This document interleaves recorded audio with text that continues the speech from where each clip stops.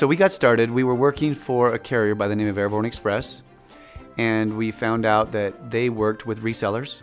And so we started a company where we resold Airborne Express's services.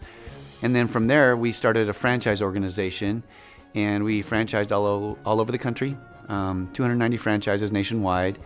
And that went for 6 years, and we had lots of experiences, lots of ups, lots of downs.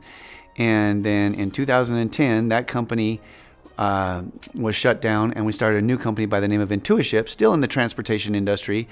And in both instances, we would provide shipping from point A to point B all over the world or domestically. Any place that someone wants to ship a package that the United States does business with, we can get it there for them.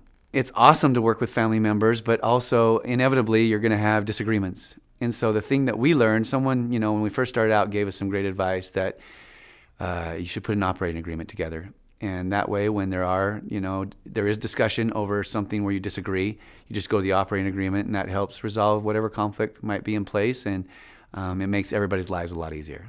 The best advice I would give to students about that are considering becoming an entrepreneur is, if you're going to go into a business, make sure it's a business you're excited about, because the people that you work with or the potential investors that you're trying to get on board with you, they'll feel that energy and that excitement if you have it.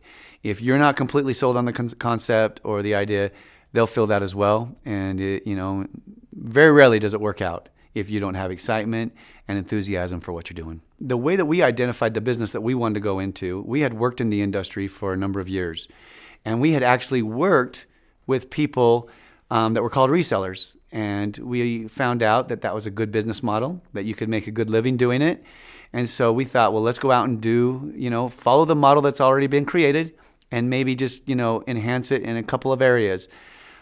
So we knew the model worked. We knew you could be successful doing it. And so that's why we went into the business that we went into. The world's changed on the way that we typically do business, because so many people market, through social apps or online.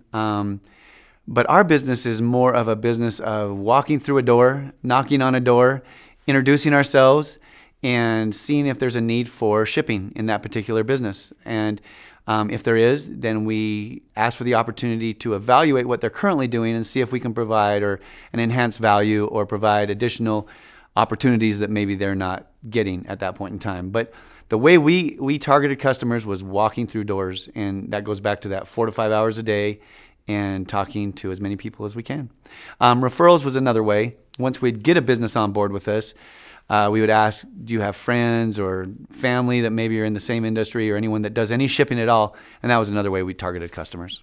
Yeah, I've learned in being in business that it's not always going to go well, that you're going to have a lot of challenges, and that if you just continue to work through those challenges, in most cases, you come out the other side and you figure out how to overcome the things that you're facing. And in our case, it's turned out pretty well. So there's lots of challenges. Lots of different personalities that you work with, lots of different situations you're put in as a company owner, and you learn to do a lot of different things when you're an owner of a company and it's just starting out.